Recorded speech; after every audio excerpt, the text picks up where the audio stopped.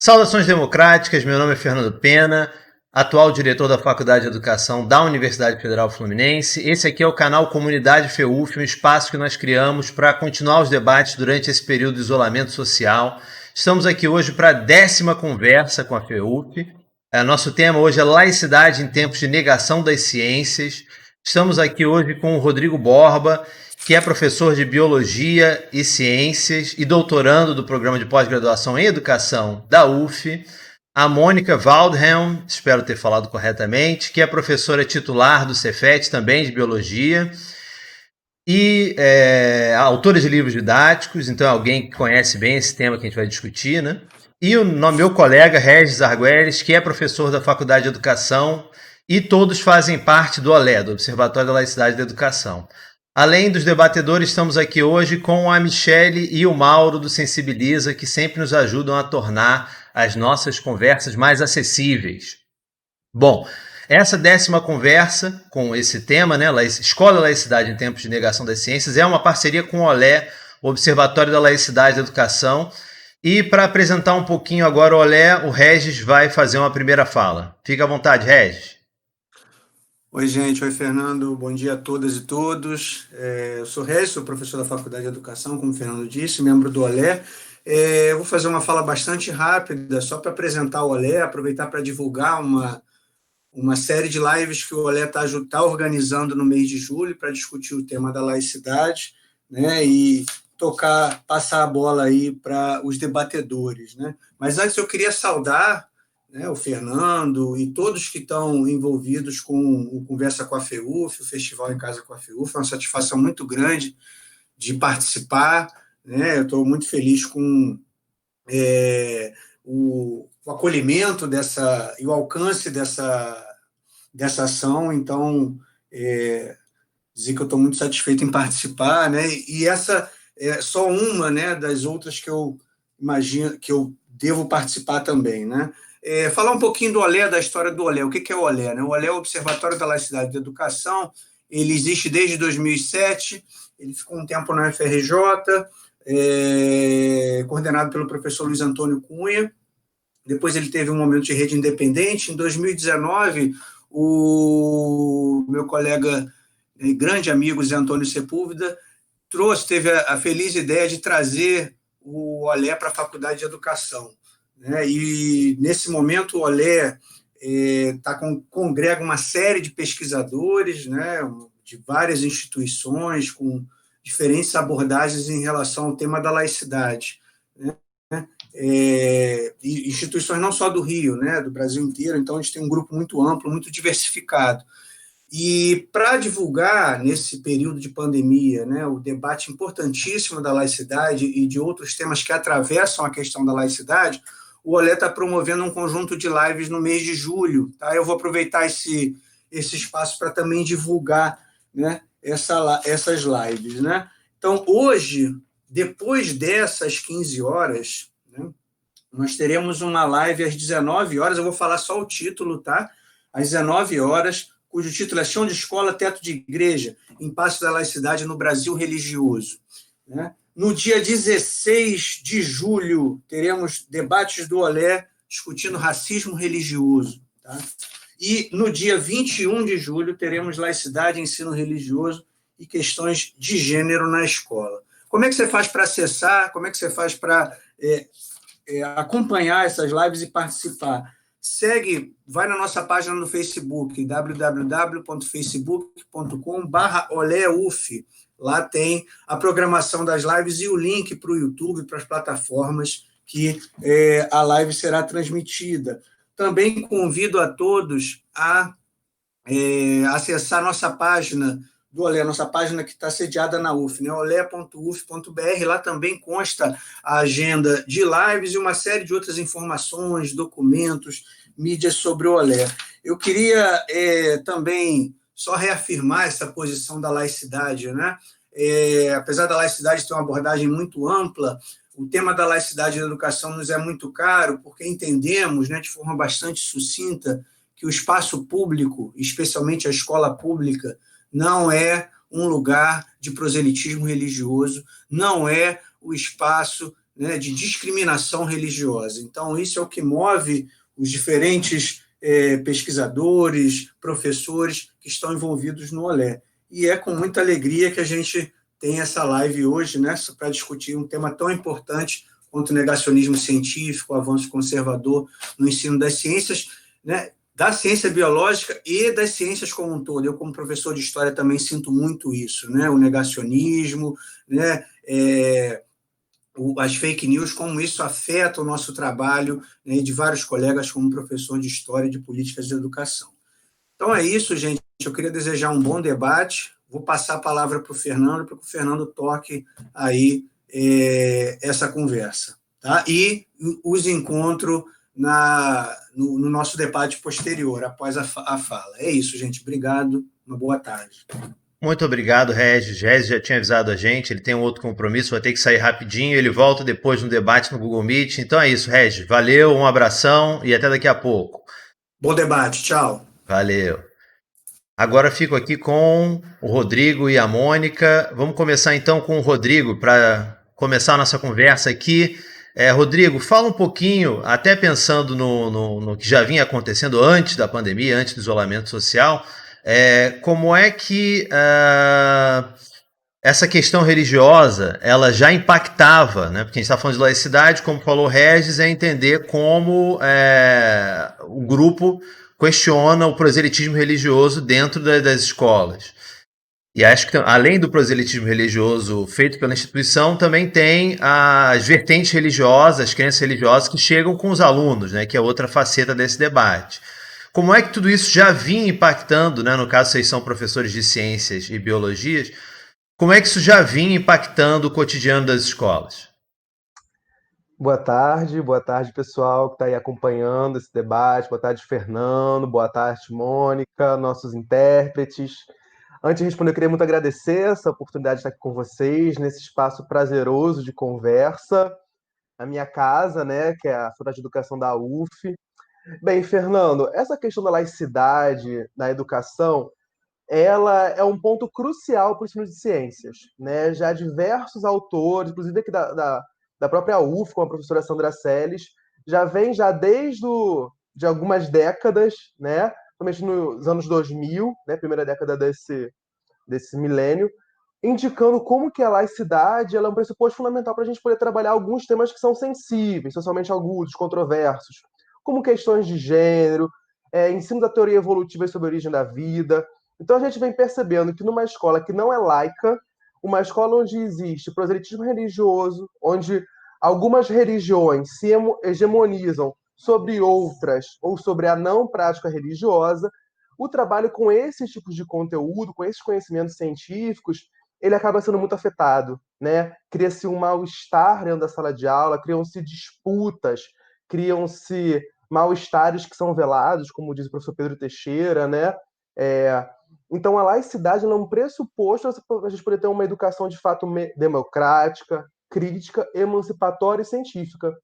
Nos casos onde a gente não tem essa laicidade como um pressuposto, como um requisito que permita o trabalho docente dialogar estritamente com conhecimentos científicos, a gente acaba incorrendo em situações de violência, violência simbólica, violência física, cerceamento da liberdade de cátedra dos professores, repressão, destruição de alguns materiais didáticos. A Mônica, nossa companheira aqui, passou isso há algum tempo atrás, né, Mônica? Verdade.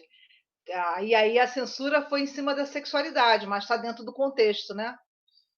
Porque, como o Rodrigo mesmo está levantando, vou pegar seu gancho, Rodrigo? Pego agora, a gente combina? Com certeza, é um bate-papo. Aí, assim, falar em laicidade, como o Regis também já levantou, a gente também não pensa só em ciências biológicas, as ciências naturais, né?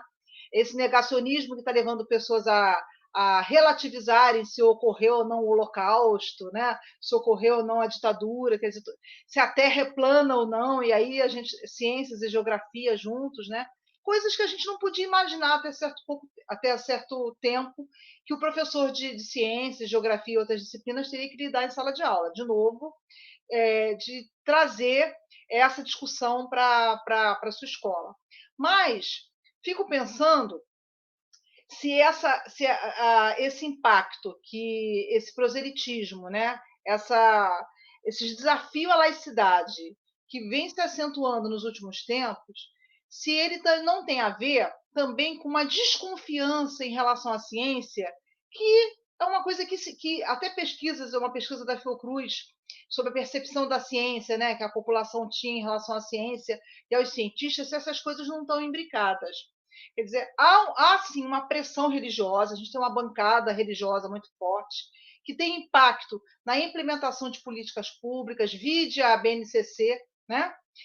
Que tem poder para colocar ensino religioso no currículo, para fazer cortes, para abafar uma discussão de gênero, uma discussão de violência na escola, para propor ensino domiciliar. A gente sabe que há esse poder, que essa bancada é forte, apoiada, né, por diferentes segmentos aí da sociedade, mas essa desconfiança em relação à ciência e aos cientistas, ela já vem aí há um tempo, e aí as coisas, como se diz, né, na fala popular, aí juntou a fome com a vontade de comer.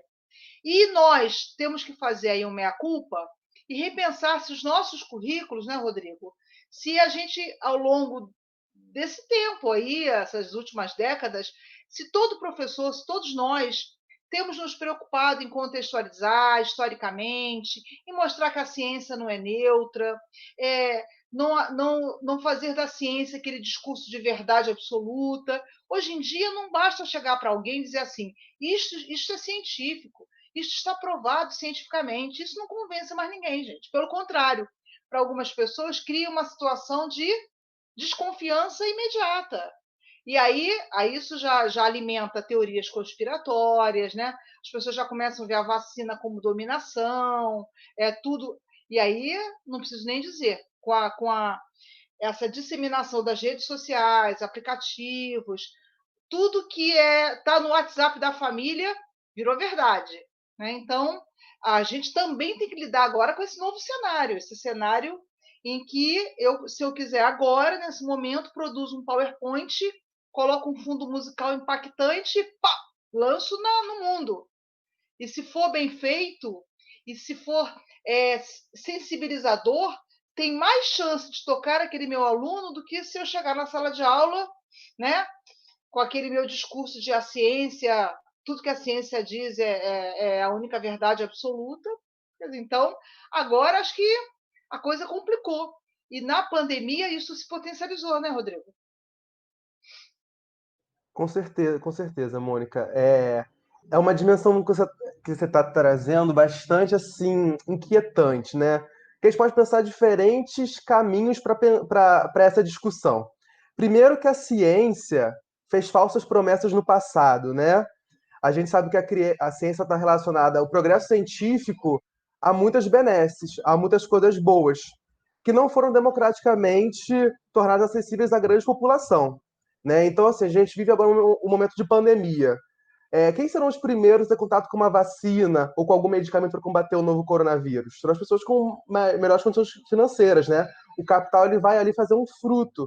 Então isso gera um sentimento de frustração que acaba de alguma forma sustentando a percepção de negação, né? De negacionismo, de revisionismo. Outro ponto importante é pensar o combate à dogmatização, né? Porque é isso que você falou. A gente não quer uma ciência dogmatizada em sala de aula, uma ciência que seja colocada como uma verdade absoluta, uma verdade inquestionável, que é uma percepção, né, a percepção de dogma, presente nas hostes, nos discursos religiosos. Então, quando eu levo para a escola, né, e eu fomento um pensamento crítico, né, quando eu trabalho com meu aluno de modo a fazê-lo questionar todos aqueles discursos sedutores, o canto da sereia, né, que é muito convincente, que parece dar conta de tudo, totaliza, né, uma resposta pronta, absoluta, eu também peço que ele seja manipulado por discursos religiosos, né? A gente vê nas redes sociais, a gente vê nas mídias diversos líderes religiosos, principalmente de religiões cristãs, né? Fundamentadas nessa matriz judaico-cristã que está nas raízes da sociedade brasileira, né? O patriarcalismo brasileiro, das relações de discriminação, de hierarquia entre as pessoas. E aí eu ensino ele a desconfiar desses discursos que parecem mágicos, né? Então, assim, a problematizar. E aí eu penso que trabalhar nas nossas aulas História, Natureza das Ciências, para mostrar que a ciência é um processo, né? Assim como a laicidade. A laicidade não é algo dado pronto, a laicidade ela é construída cotidianamente no país e nos cotidianos e culturas escolares. E trabalhando ciência enquanto processo, eu trabalho também a argumentação científica, né? E a argumentação científica, eu penso que ela é um ponto-chave para a gente conseguir ir tensionando e disputando as narrativas que estão postas nesse momento na sociedade brasileira. O que você acha sobre isso? Não, acho que é por aí mesmo. E isso tem a ver, Rodrigo, a questão a abordagem histórica da ciência, para mim, é um caminho essencial, né? Porque senão fica mesmo aquela coisa da ciência como mágica, como uma coisa que surgiu assim do nada, né? Como se não tivesse interesses. A gente sabe que toda pesquisa científica ela tem interesses, óbvio, né? Quem está financiando, qual vai ser o público beneficiado, quem vão ser as cobaias, né? Tem isso. Na hora de ser cobaia de vacina, a gente vai lá para a África, vai aqui para a América Latina. Na hora que a vacina fica pronta, é eficaz, quem vai ter acesso primeiro? A gente não podemos ser ingênuos. Então, é importante que isso, sem ter aquela coisa de demonizar ou sacralizar a ciência, mas sabendo, é importante que o aluno perceba que a gente não está desqualificando o que é do campo da crença, né, do sentimento religioso, mas que é, estão em campos, em dimensões da vida diferentes. O que é ciência, como é que é construída uma teoria científica, por que eu não posso considerar o criacionismo como uma teoria científica, né? E isso é importante. Outra coisa que eu acho também fundamental é a gente pensar a noção de pertencimento, né? Num grupo religioso, uma igreja, uma religião, né? Uma comunidade religiosa, há um sentimento de pertencimento forte. E no momento em que as pessoas estão alijadas de cultura, de acesso a tantos bens importantes, assim, no sentido de acesso a educação, saúde, emprego, moradia, lazer, para muitas pessoas, a comunidade religiosa não é só a religião, é onde ele se sente gente, onde ele se sente cidadão, onde se sente importante, valorizado. Esse sentimento de pertencimento, ele que às vezes não existe na escola, porque uma escola que não ouve seus alunos, que não abre espaço para um grêmio, que não abre espaço para um pensamento crítico, para a problematização, para uma interação com a comunidade. Acho que nós também na escola temos que pensar nisso, que a escola pouco a pouco foi se afastando das famílias, se afastando da comunidade. Então a gente ampliou essa desconfiança, ampliou esse ato, né, que é preocupante. Então fica a gente lá na escola discutindo.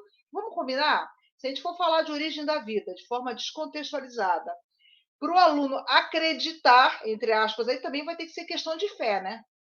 Que fica uma. Tem que acreditar nisso, e no pastor que eu acho bacana, no padre que, poxa, conversa tanto comigo, me ouve, vai me desculpar, né? Então, o pertencimento e essa articulação com a comunidade, com a vida, dar espaço para o aluno falar das suas dúvidas, eu acho que também é essencial.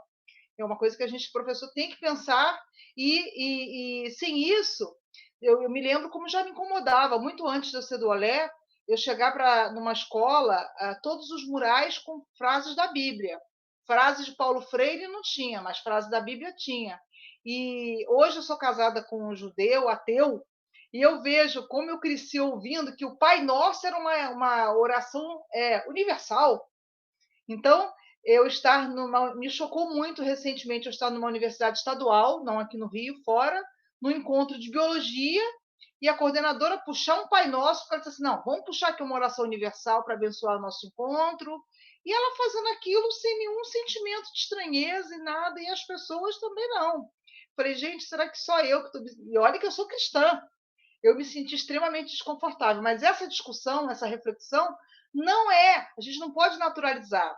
A reflexão sobre a laicidade não está presente, eu acho que em todos os cursos de formação de professores, não está presente nos programas de formação continuada. Então, esse trabalho do Olé e debate como esse que a gente está fazendo tem grande importância também por isso, né, Rodrigo? Mônica, vou certeza. aproveitar aqui que vocês. Primeiro, um elogio, né? Vocês são os melhores convidados que eu já tive, vocês vão se perguntando, facilita o meu trabalho. Mas Porque eu nós somos queria. amigos, É, amigos e não, parceiros, né, Mônica? Bate aqui, ó. isso é ótimo. Eu fiquei pensando aqui, a gente vinha conversando um pouquinho antes, ouvindo vocês, né? Eu acho que, na verdade, para a gente entrar no tema de hoje, que a gente já entrou, na verdade, mas para pensar ele nesse contexto que a gente está vivendo, eu acho que tem uma dupla pergunta que eu queria fazer para vocês. Vocês podem pensar em ordem mesmo, né? Uma primeira é qual o impacto que essa negação das ciências tiveram agora em todo esse processo que a gente está vivendo de pandemia? Acho que é uma primeira pergunta. E ao mesmo tempo eu queria pensar se a pandemia, o que a gente está vivendo, a necessidade de escutar epidemiologistas e cientistas de toda a natureza, se impacta de alguma maneira a negação das ciências, entenderam? Eu acho que é um jogo duplo, mas vamos começar então. Como é que vocês veem se tudo isso que vocês já estavam vendo na escola, estavam falando para a gente aqui, da negação das ciências, como isso impactava, no caso de vocês, o ensino de biologia e ciências, e qual é o impacto disso tudo agora, como é que vocês veem isso no período de pandemia? Se quiser Mônica, eu começar, começo ou tu Rodrigo. começa? Então, eu vou começar, para a gente mudar aqui. Bom, acho que, de certa forma, o quadro não mudou.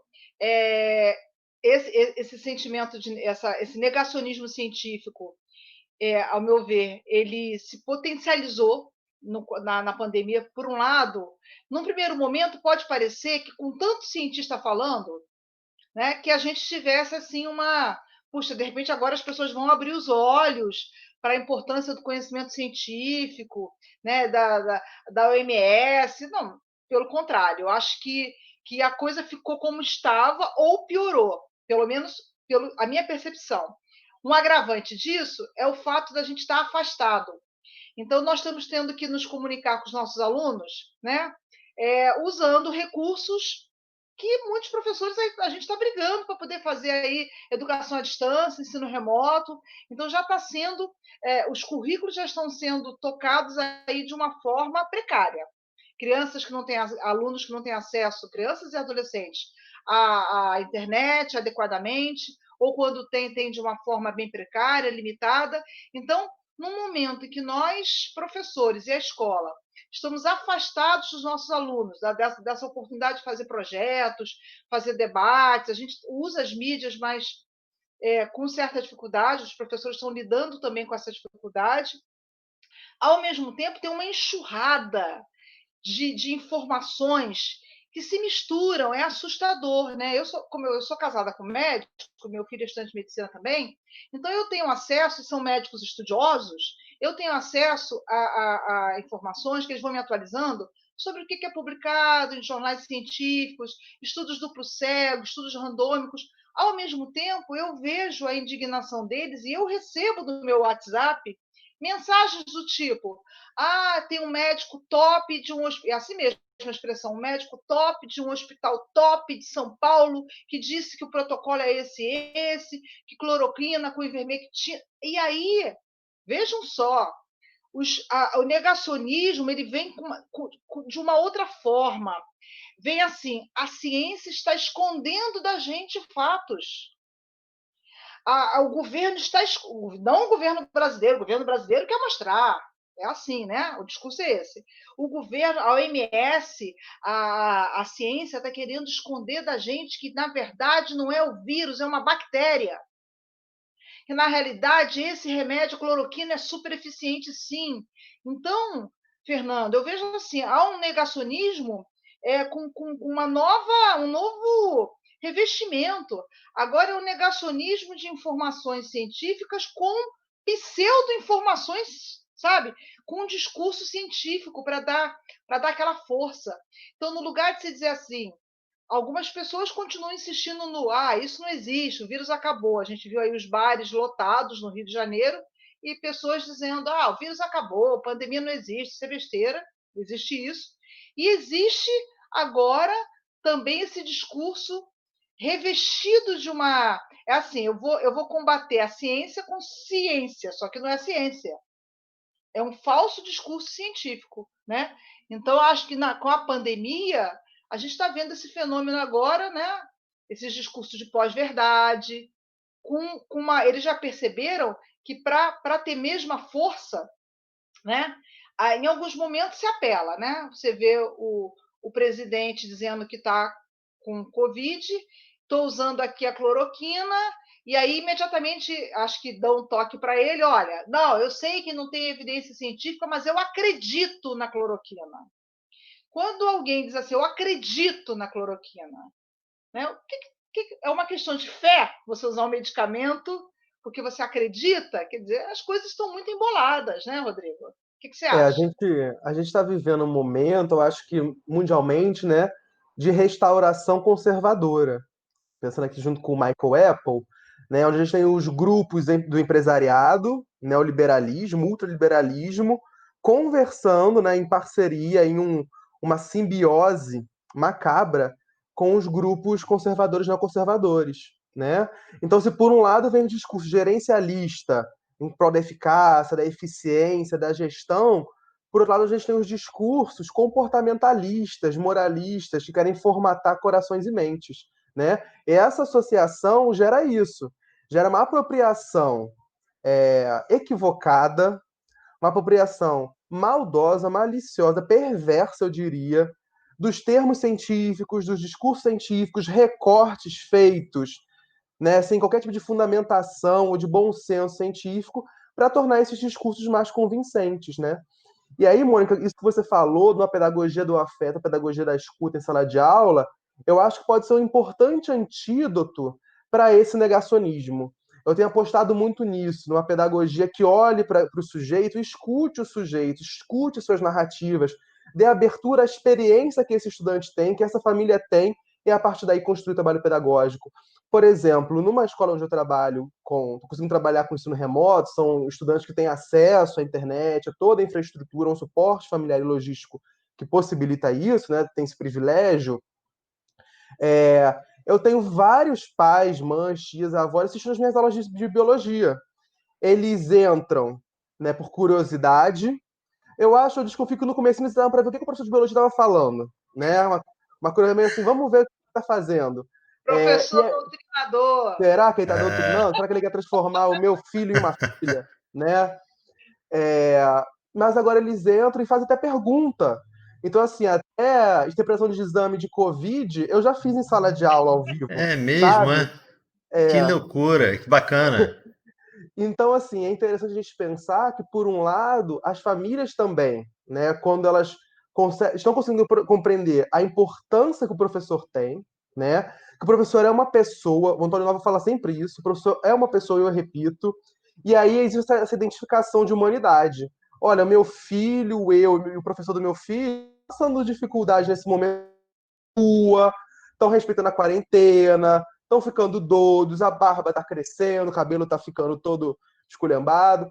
Mas é isso, são as dimensões humanas que perpassam as relações pedagógicas também, né?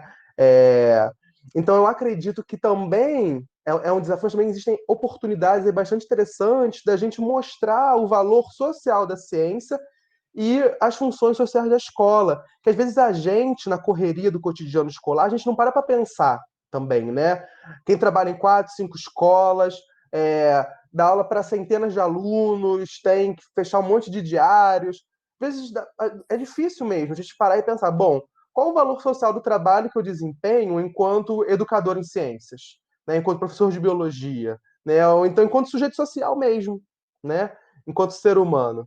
Eu penso que essa pode ser um momento também de aproximação. Se por um lado as famílias foram vistas com desconfiança pela escola, né, os outsiders, agora eles estão na nossa sala de aula, que é a nossa casa, né, que virou, né, o meu quarto aqui virou escritório, virou estúdio, e eles estão aqui junto comigo, foi parte da minha intimidade. Existe uma coisa ruim, né, que é a regulação, o controle do trabalho do professor, mas também existe a oportunidade de uma conversa mais franca e a construção de novos laços, né?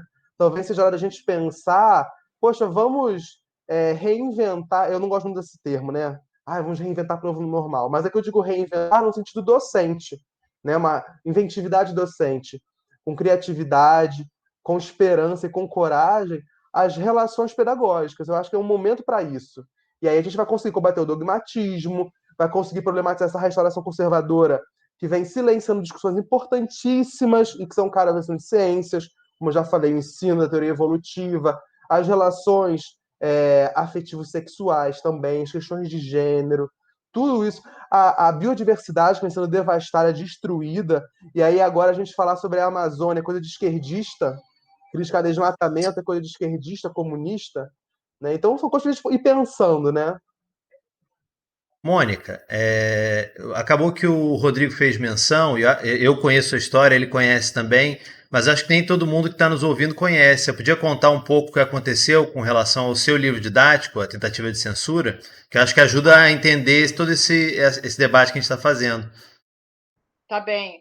Bom, é o seguinte, já foi dito aqui, o Rodrigo é autor comigo agora também de publicações, só que para ensino médio.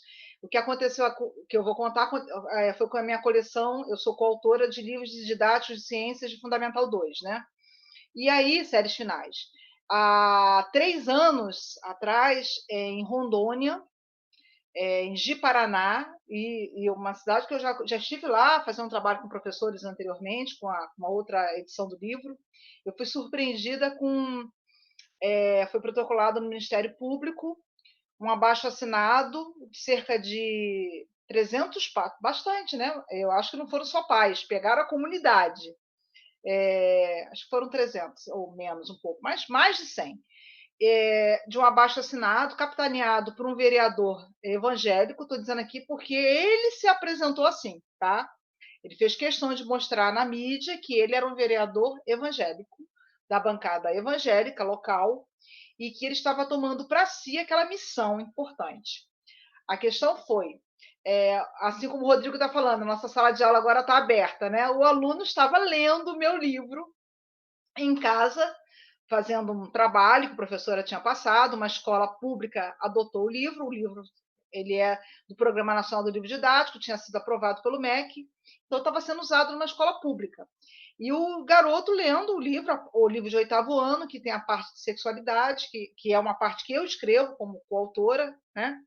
E a gente trabalha a sexualidade de uma forma. Eu fiz mestrado na UF, a UF é um pouco minha casa também, querida, né? Que bom. Mestrado em educação. E na época, eu trabalhei com Foucault, justamente porque eu quis investigar como é que o corpo era mostrado nos livros didáticos de ciências. Então, quando eu tive a oportunidade, aquelas coisas, você primeiro mete o malho nos livros, depois você vira autora de livro e aí vira vidraça, né?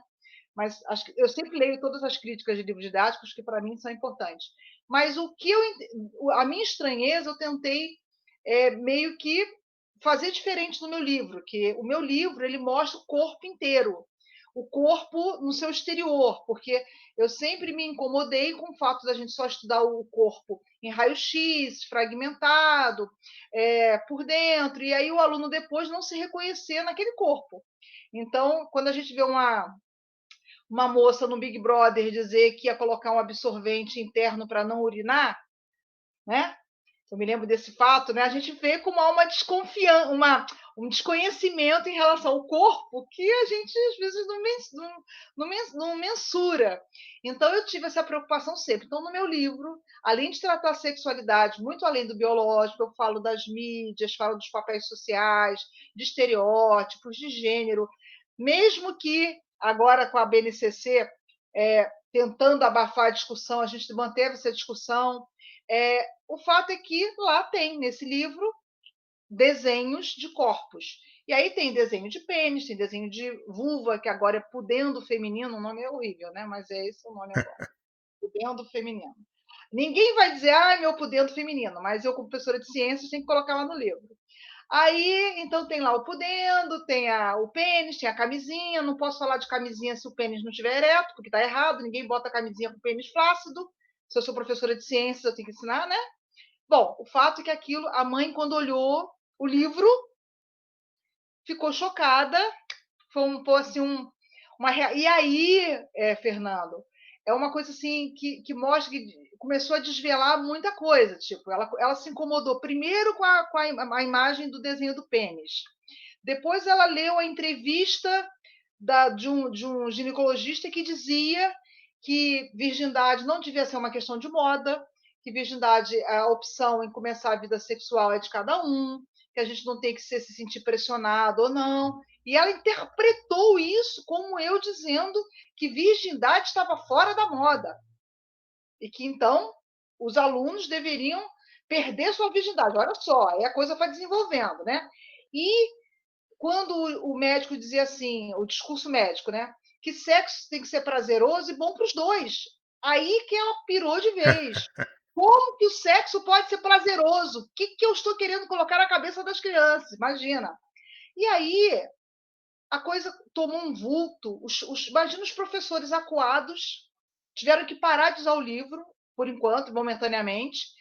A representação foi feita no Ministério Público, não deu em nada, obviamente, né? Porque não tinha como dar, mas isso causou uma comoção, saiu no telejornal local. Se você colocar nos sites até hoje, censura em livros de ciências, PENs, aparece, tá? Isso gerou a publicação de um artigo pela Eliane Brum, que é o Escola Sem Pinto, que ela conversou comigo, porque aí é a E o questão. texto é ótimo, né? É ótimo, e aí foi uma opção minha. A editora disse assim, Mônica, isso não vai dar em nada. Óbvio, isso aí vai... Mas eu achei tão grave, que eu achei que a sociedade tinha que saber, tinha que discutir isso. Né? Ainda me arriscando, porque muita gente se posicionou a favor da censura, tá? Teve muita gente que disse assim, olha a frase, por que esses autores não foram presos e esses livros não foram queimados? Tem essa frase numa discussão. E alguém falou assim, mas gente, vocês leram o livro? Não, eu não li, mas se o pastor está dizendo é que deve ser alguma coisa muito grave. Então, aí, como o Rodrigo já levantou, houve aí uma imbricação, né? A questão do proselitismo, da ingerência de um grupo religioso. O livro era de ciências, não tinha nada ali que fosse inadequado para o que estava se propondo, tá?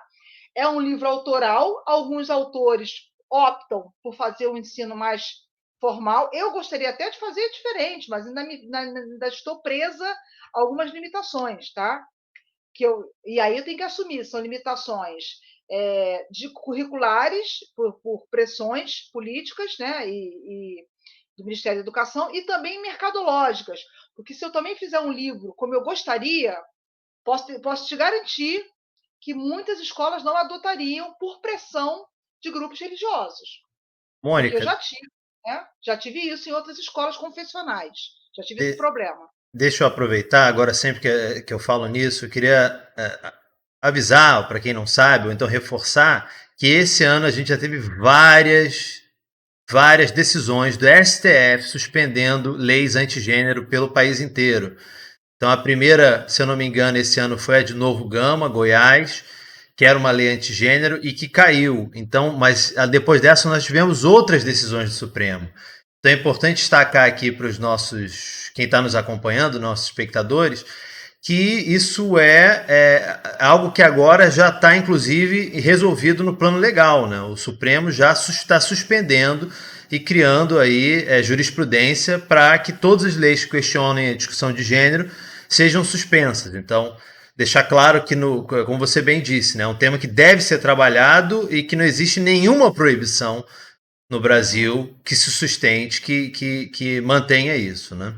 É bom lembrar agora que já que a gente tem essas vitórias desse ano, então é um ano que não tem muitas boas notícias, vamos nos segurar as que nós temos, né?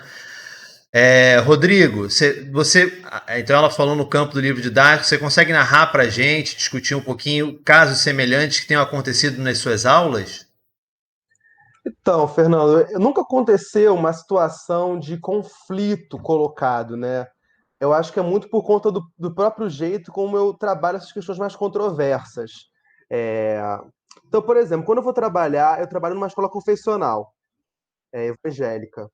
Mas eu nunca tive nenhum problema no sentido de ter aluno em sala de aula dizendo, sei lá, fazendo qualquer tipo de acusação, ou se mostrando pouco receptivo, ou de pai indo na escola reclamar, porque o que eu faço? Eu procuro deixar bem demarcado que os saberes religiosos eles estão dentro de um campo, né? E os conhecimentos científicos estão dentro de outro. A ciência e a religião têm epistemologias diferentes, né? Não seria nem só para a gente dizer epistemologia em relação à religião, né? Mas elas olham para fenômenos diferentes. Então eu brinco, falo, gente, ó, a biologia estuda o quê? Os seres vivos, a vida, né? Então a gente vai falar que sempre dos fenômenos naturais. A questão religiosa, você não precisa ser colocado como uma dicotomia, né? Como Mônica falou, Mônica é bióloga e é cristã.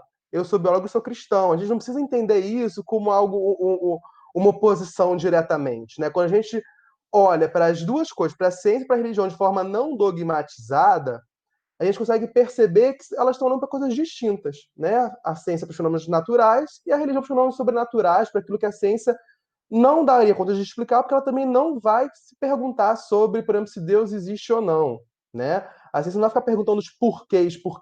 Ela vai perguntar como. Como é que um fenômeno ocorre, né? E é a partir dessa contextualização no meu trabalho é que eu vou trabalhando os conhecimentos científicos que são mais controversos.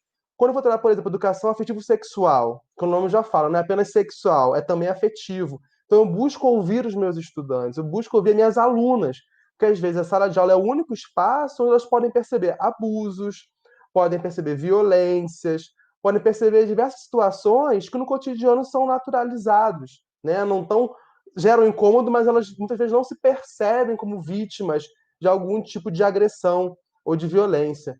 Então, eu procuro fazer sempre esse trabalho bem contextualizado e um trabalho de escuta ao estudante. Então, se algum estudante, por exemplo, quiser falar lá sobre, sei lá, uma narrativa bíblica, né? Existem duas narrativas bíblicas no livro do Gênesis. Ele quer trazer uma narrativa bíblica.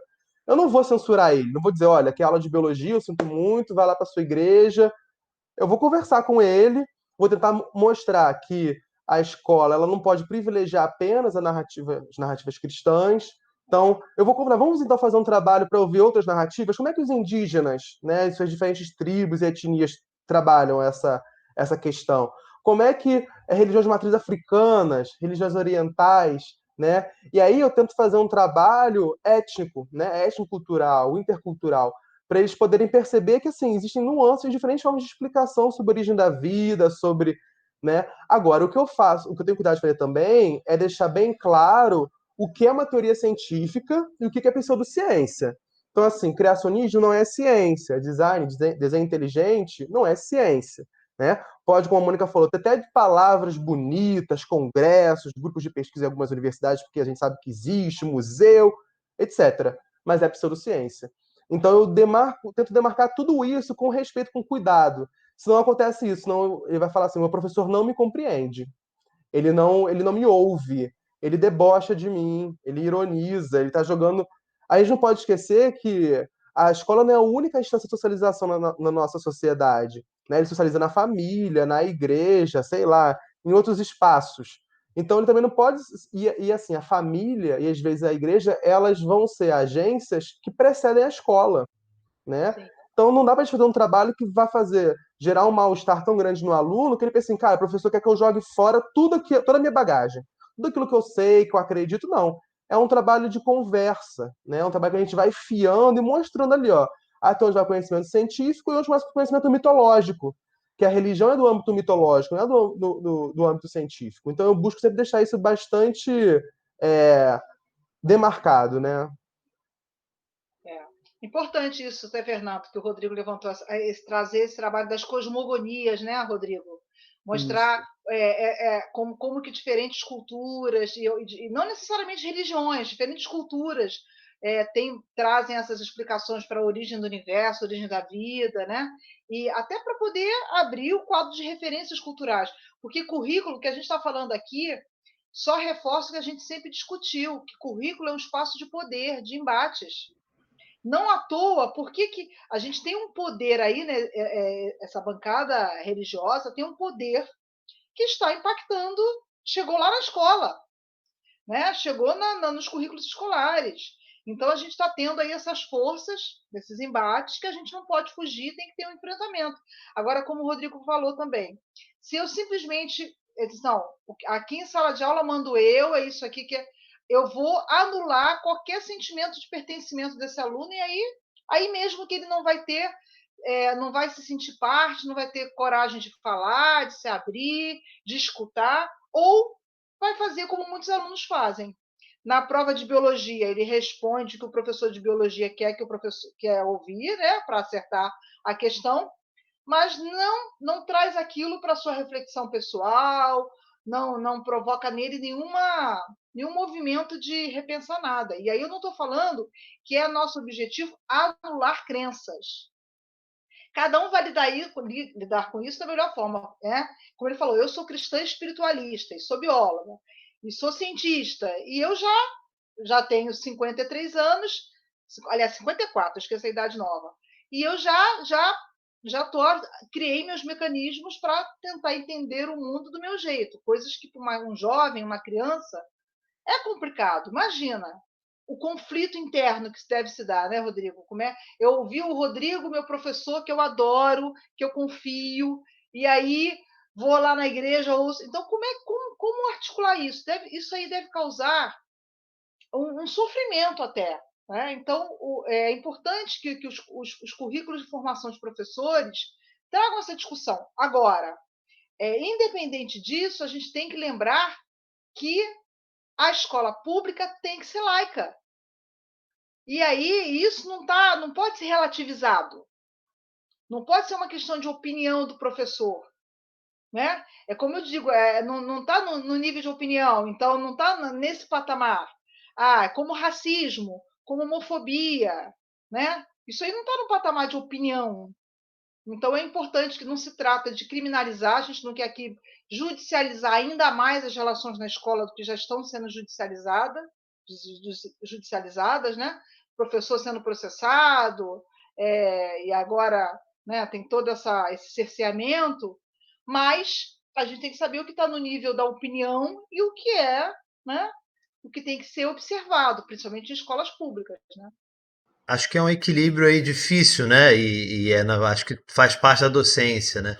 Entre essa liberdade de ensinar e a liberdade de aprender. Como vocês colocaram, nós, como professores, não podemos chegar para o aluno e simplesmente negar o conhecimento dele, né? A gente sabe que dialogar com o conhecimento dos estudantes é uma chave aí, uma pista importante para como a discussão sobre como tornar o ensino significativo para eles. Mas ao mesmo então ouvir, mas ao mesmo tempo não permitir que esse conhecimento suplante, né, ou silencie o conhecimento científico. Então, como fazer esse diálogo, né? Isso tem muito a ver com a discussão aí sobre censura, né? Que é quais são esses limites, né, do professor e do estudante também, né? Como vocês disseram muito bem, o professor não tem o direito de, na sala de aula, coagir o seu aluno para que ele mantenha ou abandone suas crenças de foro íntimo. Isso está lá na Convenção Americana sobre Direitos Humanos, inclusive. Esse é um ponto, mas do mesmo lado, o estudante não pode se negar a dialogar com o conhecimento científico, com outras culturas. Só que vocês estão indo além, né? Além disso, e aí aqui é esse equilíbrio difícil, né? Além dessa limitação mútua, é como construir esse equilíbrio. E vocês estão dando uma pista muito interessante aqui, que é esse diálogo respeitoso, o reconhecimento desse outro saber e do seu espaço. Acho que podem ser um caminho bacana para construir isso em sala de aula. Né? Na história é a mesmíssima coisa, é impressionante, né? Como os debates atravessam aí as diferentes disciplinas, né? Ou matérias escolares.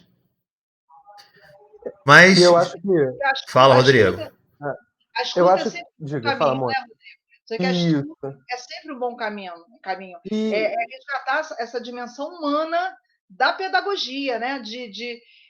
Em sala de aula, se é um espaço de problematização, tem que ser um espaço de escuta e de diálogo, né? De argumentação e de não se ter medo de se... Por exemplo, é o espaço em que é importante que o racismo de um aluno possa emergir na sala de aula, se ele existe. Se ele existe neste aluno, na família daquele aluno, no grupo daquele aluno, é importante que na sala de aula, na escola, haja espaço para que aquele racismo possa ser identificado e problematizado. É importante que a homofobia, se existe, que ela possa ser identificada e problematizada, porque senão a gente simplesmente silencia. E ao silenciar, a sociedade, né, não resolve essas questões, elas continuam existindo, e o aluno que tem lá notas ótimas naquela escola top, como, né? Eu tomei raiva desse top. Eu também não gosto, não. É o mesmo aluno que bota fogo no índio que está dormindo. Entendeu? Porque essas coisas não foram conversadas. É o mesmo aluno que que faz de bullying, né, no colega, e outras práticas aí que a gente vê. Então, é importante, sim, que isso venha, que isso possa ser conversado, que isso possa ser problematizado e que o aluno, né, perceba que, olha, racismo não é opinião. Mas não é meu papel de professora mandar e prender o aluno porque ele, entendeu? Demonstrou uma atitude racista. Eu quero conversar, problematizar e desconstruir esse racismo com ele. Agora, se o meu currículo for um currículo cerceado, né, o homofóbico não quer que a homofobia seja discutida na escola. O racista não quer que racismo seja discutido na escola. Os grupos conservadores que querem que, e aí é uma coisa do poder, né? A quem interessa não o negacionismo climático, né? Então, a quem interessa não se discutir por que a gente tem que repensar o agronegócio. Então, eu fico lá falando para o meu aluno, economize a água na hora de escovar os dentes, e não vou dizer que o agronegócio é quem mais consome água.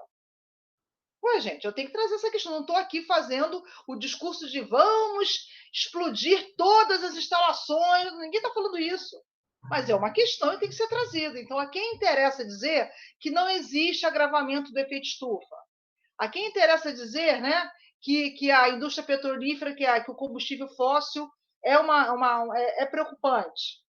Então, é óbvio que interesses a gente sempre vai ter por trás. A escola tem que ser um espaço de fala, de escuta, de discussão. O silenciamento, para mim, é que é uma das práticas mais perversas. E eu acho que, como o Fernando falou, né, essa questão da escuta e do trabalho com os conhecimentos prévios dos estudantes, com os seus saberes e experiências, ela perpassa todas as disciplinas, né? Então, questões controversas como as que a gente está comentando aqui, né? Educação afetivo-sexual, história da evolução humana, origem da vida, eu penso que apostar num trabalho integrado com outros colegas das disciplinas pode ser também uma dica, uma pista bacana, né? Para, a partir de um olhar plural, né? De diferentes especialidades, digamos assim, conseguir acessar ainda mais esse estudante que vai ficar cheio de questões ali, cheio de dúvidas, cheio de, às vezes, de medo de abandonar suas certezas, abandonar suas verdades absolutas, seus dogmas. Então, assim, eu ano passado eu fiz essa experiência de trabalhar a evolução humana junto com um colega de história da escola e foi super legal, foi super bacana. Então, eu acredito que todos esses temas que são mais sensíveis, são mais controversos, eles podem ser discutidos, debatidos em sala de aula por diferentes formas, metodologias e por disciplinas que vão conversar entre si. Então, assim, história, geografia, sociologia, sei lá, física, química, todas as matérias de alguma forma, as linguagens, a matemática, elas podem se somar para ajudar, né, ajudar o trabalho pedagógico a ser um trabalho pedagógico significativo para esse educando, que está ali sendo colocado por várias questões, né?